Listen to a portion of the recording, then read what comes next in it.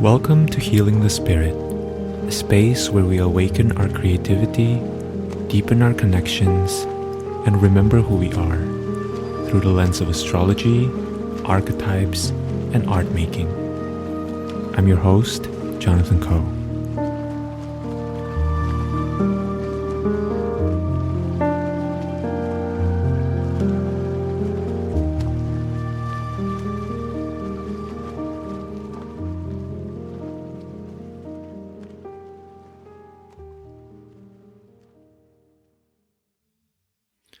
Hello everyone, welcome to Healing the Spirit and welcome to April. At the start of each month, I share some contemplations to help you deepen into your own embodied truth and to assist you in translating your creative genius into existence.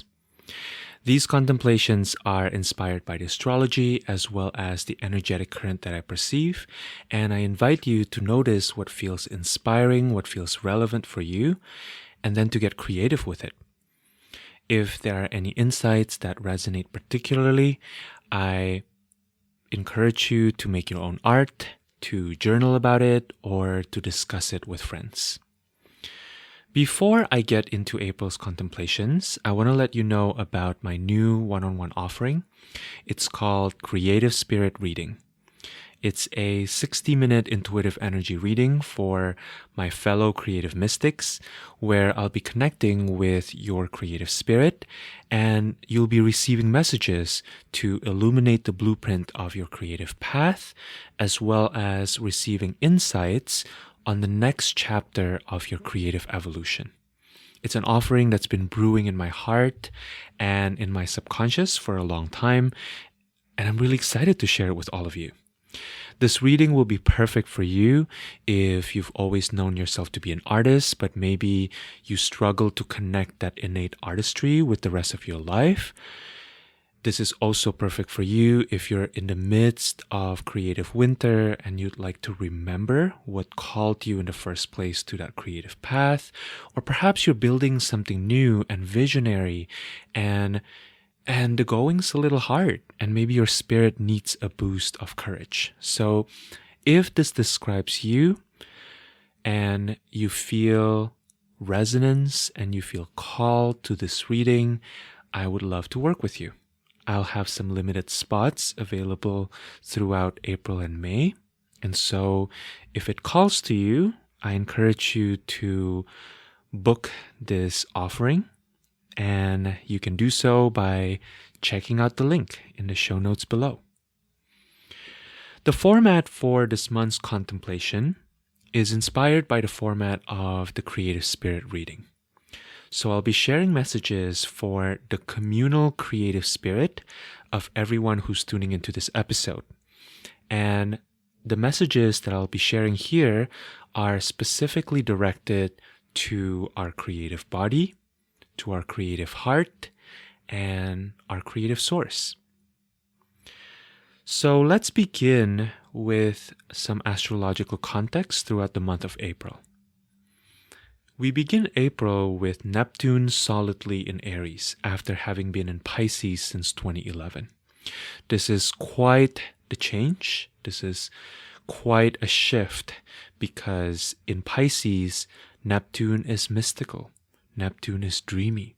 Neptune is mysterious, and also perhaps what we see with Neptune is not exactly what we get. And Neptune in Aries is bringing forth a direct energy, an urgent energy, and because this is Neptune, there is still a little bit of fogginess. There is still a little bit of confusion in the air. There is going to be a lot of energy for starting new things, and that spark of inspiration that often comes when we are receiving new ideas, new inspiration, is going to be abundant, and it will also require us to be quite discerning about which idea we pursue. With any significant Neptune transit, there is always the question of, is this in alignment with who I know myself to be? Is this in alignment with my core self? Venus and Mercury are finishing up their retrograde by mid-April, and at the start of the month, Venus is in Pisces while Mercury is in Aries.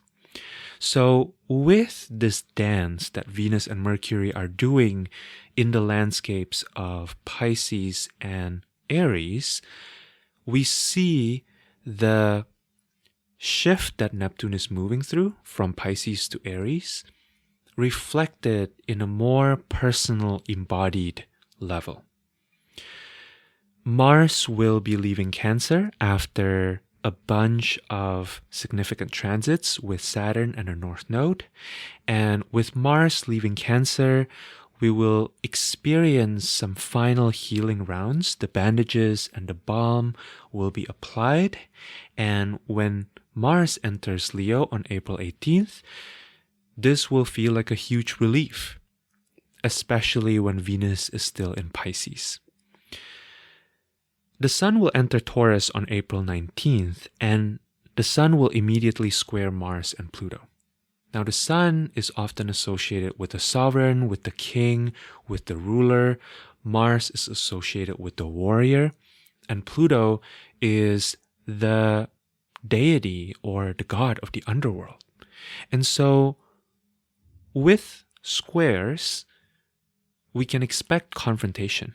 We can expect some things to come to a halt. We can expect some heated argument. And big events may be happening or unfolding in the world stage. And at the same time, on a personal level, this will be a great time to wake up to your soul's mission. Leading up to it, this is a great time to get quiet and to really practice grounding so you can listen to the instructions from your creative spirit and to get to work in creating what it is that you'd like to see exist in the world. This is a transit that's really calling all of us to become the leader that we would like to see exist in the world. This is potentially an uncomfortable time, but also very energizing. We have a small window before Venus re-enters Aries on April 30th, which will be a little bit trickier than when Venus is in Pisces, although Venus is going to be in Aries the second time, so it knows what it's doing. And Mars will already be in Leo, which is significant because the ruler of Aries is Mars. So there's more energy available here, even if Venus is not in a place that it's most comfortable in.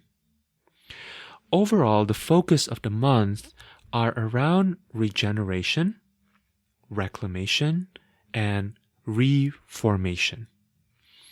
And the regeneration, reclamation, and reformation that we're experiencing is really in service to the process of individuating. All of it will be in the process of deeply asking ourselves, is this the direction that we would like to go into? If it is, what can we do, or who can we enlist, or which resources can we call in to assist us in the process? And if it's not, what do we need to let go of in order to facilitate a redirection? So let's talk about these three themes. When I felt into the word regeneration, the image I was getting was the act of restarting an engine. What does it take to restart an engine or a machine that has been dormant for a while? There may be some rustiness, it might be a little dusty, and the machine might make some clanky noises, right? It takes a lot of energy. It takes a meticulous eye towards details to make sure that the restart happens successfully. I was also receiving some messages about learning about regeneration from nature. Nature is deeply intelligent, and so nature knows how to revive or transform what has already been decimated. When it comes to reclamation, one thing to consider is what are some of our old childhood hobby or interest? Perhaps there was a favorite book that we used to read for many, many years that has fallen behind a bed frame, only to be discovered decades later. What is that gorgeous ship that you used to love as a child? What used to constitute most of your imagination that sunk to the bottom of the ocean as you became older, as you became an adult? This is a really potent time to clean off the dust and to start again. You are not the same version that you were when your prior dream or aspiration sunk to the bottom of the ocean. And it's also important to remember that most of us don't really change that much when it comes to our essence. We carry some of the same essence throughout this lifetime. And so coming back to our prior version of self is really supported during this process of reclamation. With regards to reformation, this is a reminder of our mutable nature, of our moldable nature. Recently, I've been getting into beeswax candles, and what is really cool about beeswax candles is that they can be reformed into soap or reformed into a new candle. Remember that you can be reformed as well. Your creative and artistic practices, your relational practices can be reformed as well.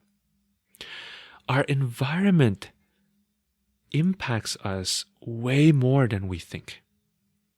Our habits make up more of us than we like to think. We live within a culture where we've been taught that who we are is this solid thing.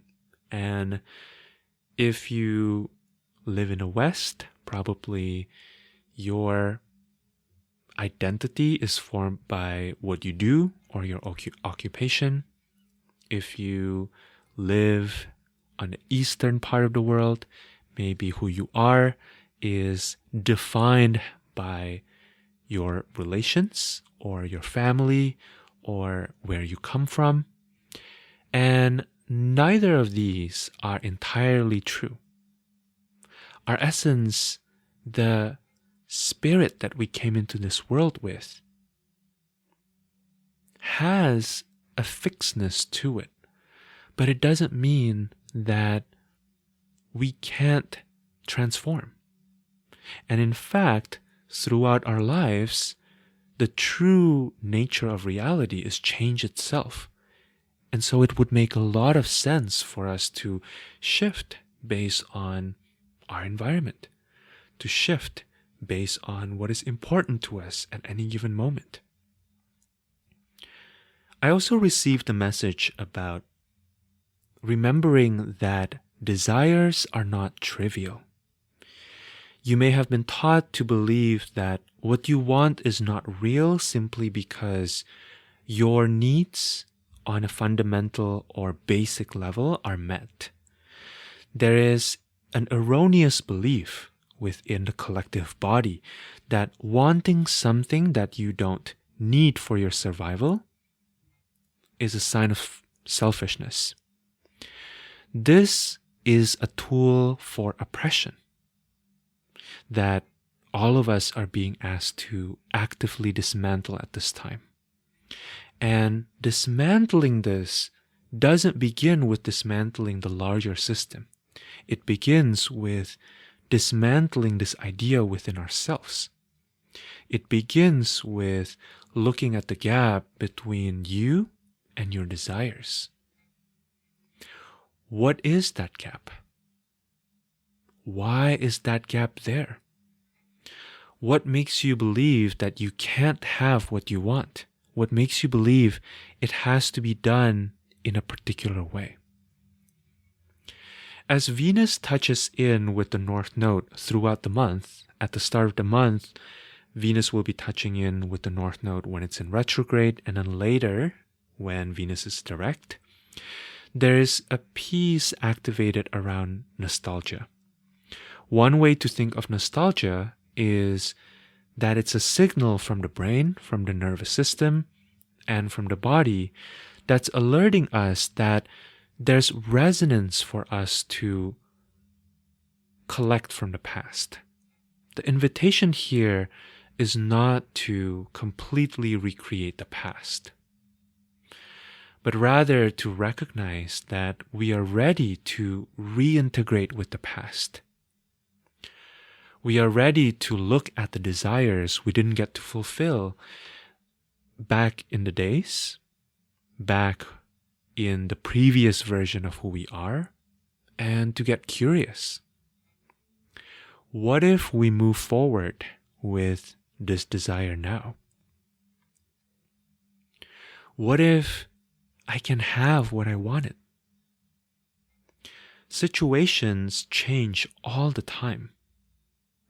And if we give ourselves permission to really say hello to that desire from the perspective of who we are in the present moment, we have an opportunity to gauge whether that desire wants to return to our life, whether it wants to be realized, whether it wants to be actualized in some way.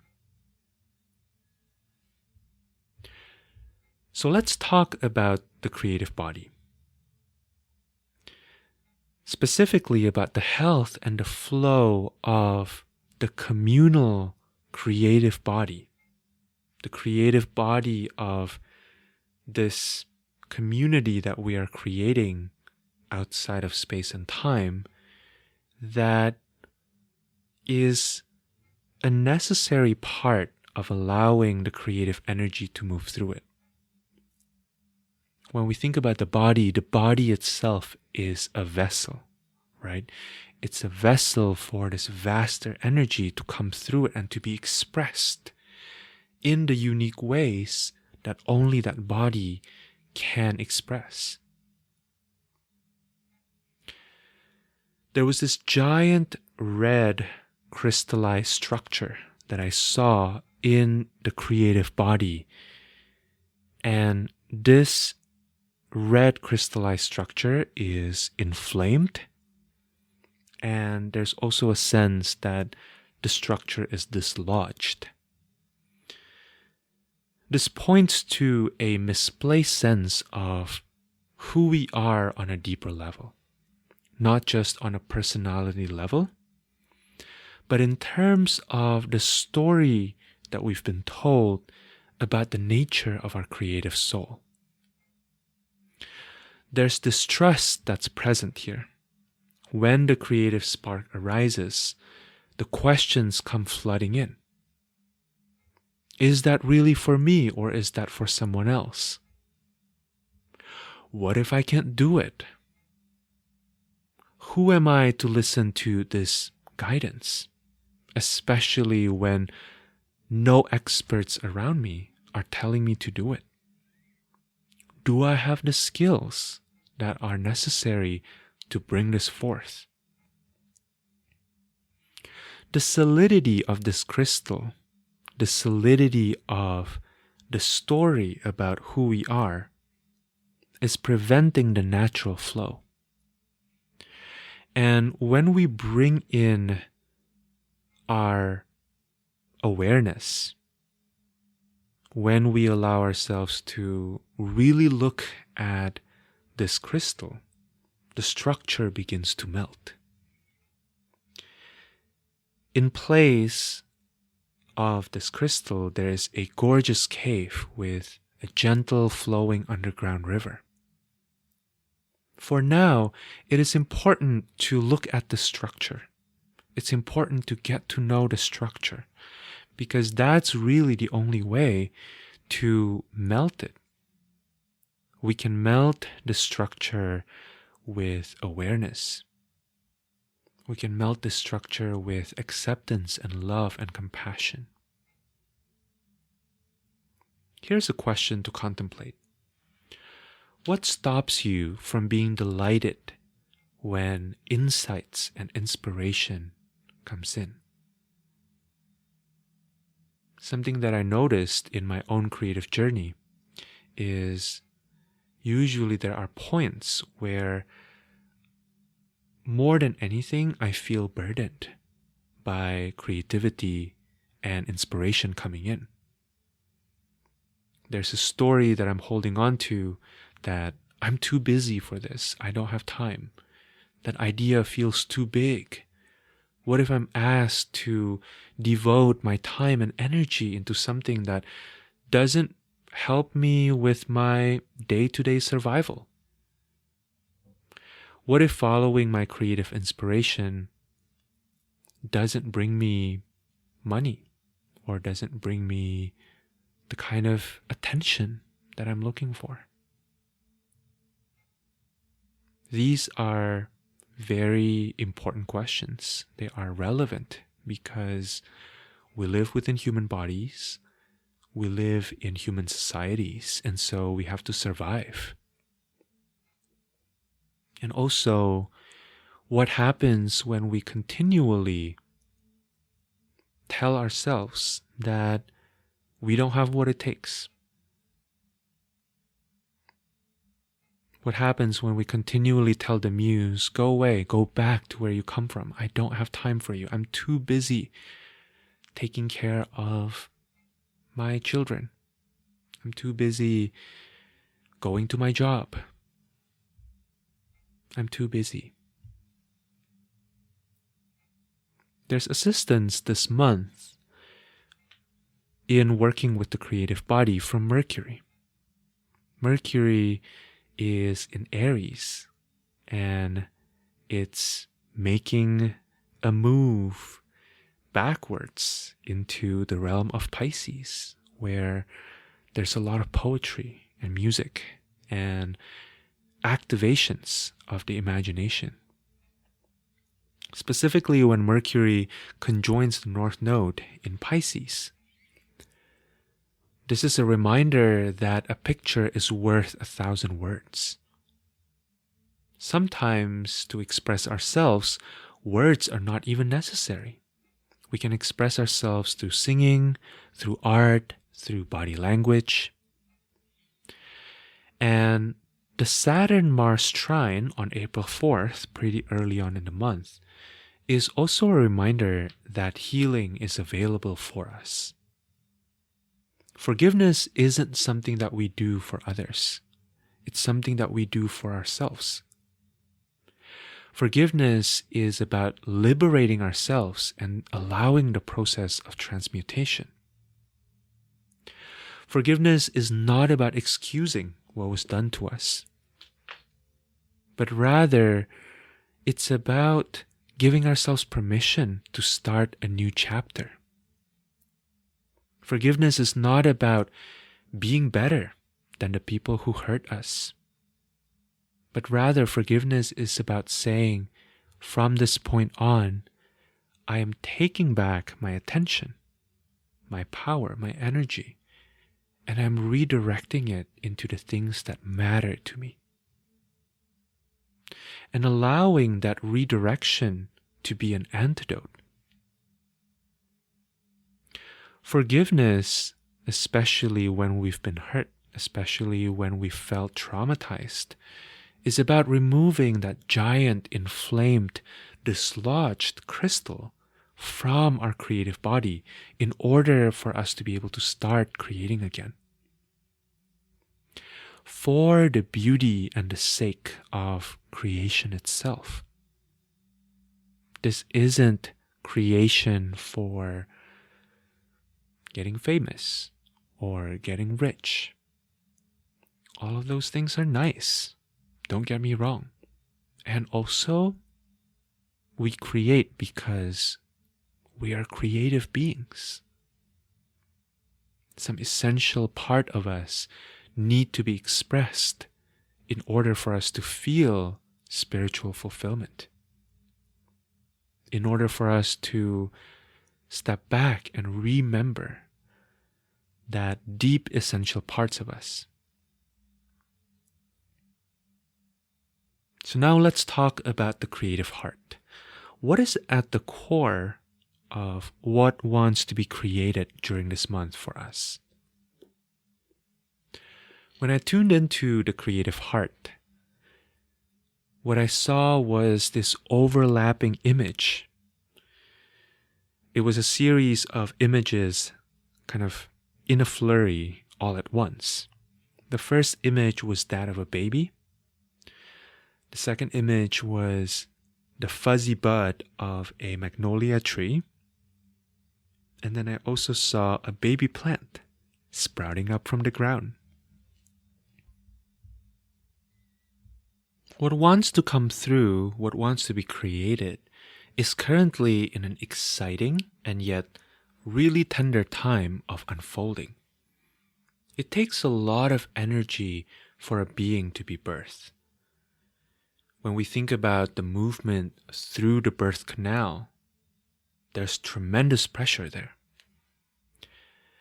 When a plant is moving up and out of the ground, that requires a lot of momentum. The energy expenditure, as well as the courage that's required to bring this creation forth, is beyond.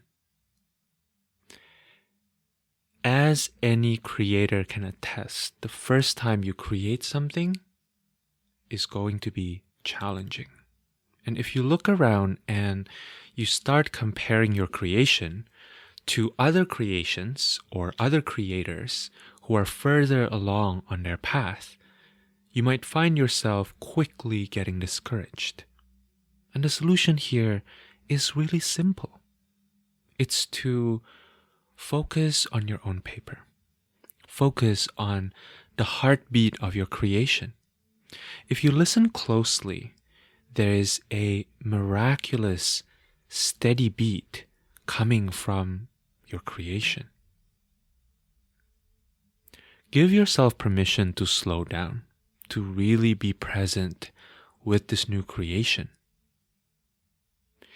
In the slowing down, you will stop tuning in to all the other things that are present in the outside world.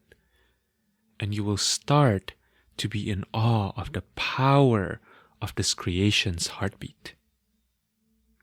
You will automatically stop comparing or even looking outwards, because you'll see that this creation has its own frequency, it has its own path, it has its own life.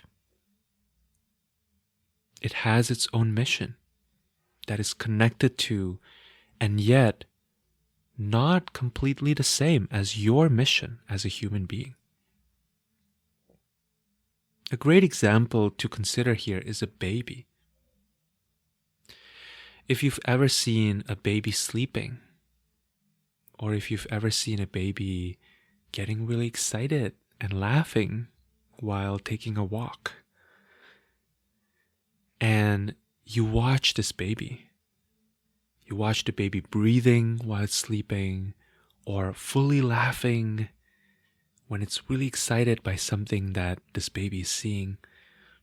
You will never even think to make the comparison of, oh, this baby is not as beautiful as that other baby that I saw on TV once.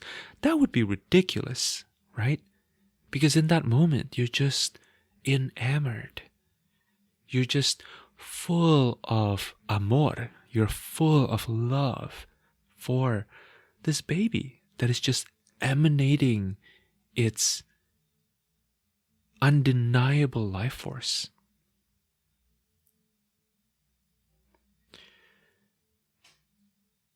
So the companion that can help us, the planetary guides that can help us assist this process, are Mars, which will be in Leo, that are creating a trine to Neptune in Aries. This happens a little later in the month. Mars trine Neptune in fire signs is about building the bonfire first. It's about remembering that when you've built the bonfire, then you can start any fire. You can decide what to do with that bonfire. You can sit by the bonfire and enjoy its warmth. You can cook some marshmallows, or you can start other fires. But start with the first one. Connect with what has always mattered to you. What is your deepest fascination? What is the one thing you can't seem to run away from despite your best attempts?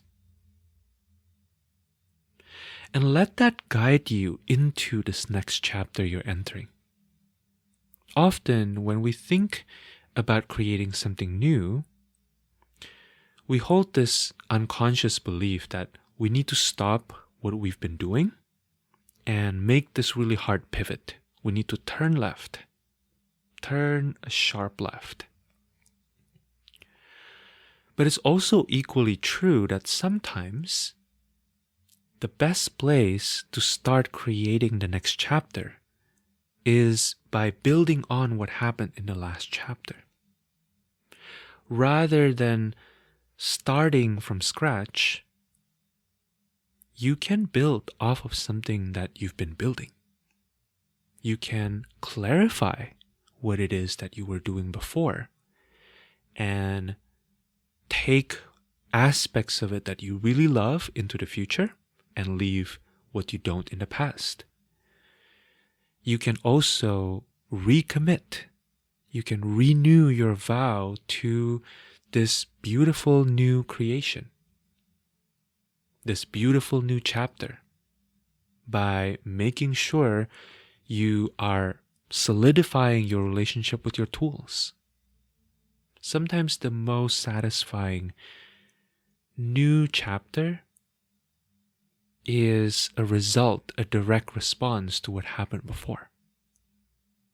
And even if you didn't like what you were building before and you wanted to create something new, perhaps it behooves you to properly close out that chapter, to reflect on, what did I not like about that chapter? Why was it so painful? What did I learn from that experience? What mistakes will I not make again? And what did I do right? Chances are, even if you didn't like the chapter you were leaving behind and you're so committed to building a new future, chances are there's something you did correctly. There was something that fed you in the previous chapter.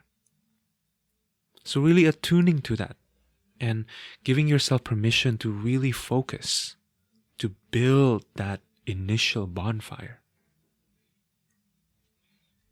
Now finally, let's talk about the creative source. Let's talk about the path that's unfolding out of this creative energy. In other words, let's take a step back and zoom out to see the bigger picture here. This one came through loud and clear in all caps. It says, new era. It's a redirection.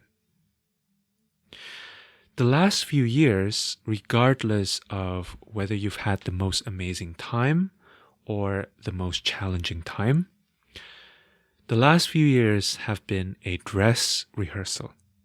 That was you performing in front of your friends, getting ready for the actual stage, for the actual performance. What is being initiated and put into motion in April will take a life of its own in the months and in the years to come. April is the moment where the choreographer begins to create the first few sequences that will later become the whole dance. During the new moon in Taurus on April 27th, something powerful will be seeded if you have been following the crumbs of your creative spirit. There's a serpentine quality to this new path. It doesn't move in a straight line, but rather in a snaking, coiling way. It may seem dormant for a long time, and yet one day it will just reveal itself to you. Think about how a cherry blossom only lasts for 7 to 10 days. But the rest of the year, the tree is not sleeping. It's not doing nothing. It's building up energy. It's in this really powerful, forceful process that will then allow these beautiful, very delicate flowers to start blossoming. If you've ever seen the trunk of a cherry blossom tree, you will see that the trunk itself is full of strife. It is not a chill plant by any stretch of the imagination. It's a really robust and muscular and powerful plant. And so if your process feels a little bit annoying because you can't show it off right away, respect that process. Respect your creative unfolding. Ask yourself, is there a skill that I think would be fun to learn while I wait for the full blossom? The blossom will come. The blossom always comes. That's the thing about nature. It always leads to culmination. Even if the culmination is not this giant culmination, it always leads to some sort of culmination. And so, trust your own learning process. Focus on the learning part. A guide for this process is Saturn conjoining the North Node in Pisces. Part of being patient with the creative unfolding is about dissolving that sense of urgency. It's about letting go, surrendering the sense that you have to grind in order to get to the finish line. You don't need to. Sometimes the finish line or your arrival at the finish line is better served by knowing when to rest and trusting when the time is not right for the creation to go into the next stage.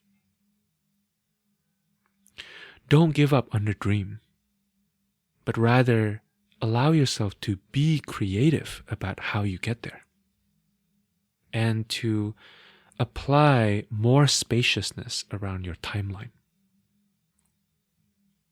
The final piece I want to share here is an animal guide that will be walking alongside us in this journey. And the animal guide here is the wolverine. Some of the keywords that Brynja Magnusson, who created the animal totem deck, use for the wolverine are persistence, tenacity, fierce, and willpower. Persistence, tenacity, fierce, willpower.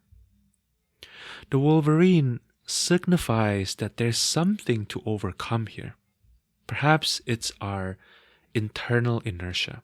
Perhaps it's our fears. Perhaps it's lack of resources, lack of time, money, emotional support. Perhaps it's someone or something who is literally blocking us from being able to realize our dreams. Left to its own devices, the mind will always focus on what it is that we don't have. It's easy to consider the worst case scenarios and to believe that we'll never make it before we even take the first step. It's easy for the mind to want to just take the easy way out, to just watch TV all day long, indulge in unhealthy habits, or crawl back into some comfortable relationship dynamics that are really not conducive to our growth. The Wolverine is a reminder to get still, to remember who we are and what we came here to do, and then to continue pushing forward towards our goal, especially if and when it's uncomfortable. Now, pushing forward doesn't mean that you have to exhaust yourself. It doesn't mean that you have to burn yourself out. It doesn't mean that you have to burn all the bridges. It doesn't mean that you can't have fun, right? It simply means not giving up, not shutting the door altogether. This is a reminder to keep chipping away and to keep returning to the altar of creation. Because one day, the muse may just start speaking to you. One day, clarity might just come. That's it from me by way of contemplations. I hope this has been helpful. I hope that this serves you as you continue to walk your path as an artist and as a creative in these really wild times that we're currently living in. And I welcome and encourage you to return to this episode each time you feel you need some support and some guidance. I really look forward to seeing some of you one-on-one if you are interested in the Creative Spirit reading, which will be available for a limited period of time. And finally, if you've enjoyed Healing the Spirit or you've benefited from this offering, I would love to receive your review. You can review us on Apple Podcasts or leave a comment on Spotify, or you can share this episode with members of your community that you feel will deeply enjoy and benefit from this offering. I wish you so much ease and courage and boldness in going into the direction that calls to you throughout April. I'm sending you so much love, and I look forward to gathering here with you again sometime soon. Take care.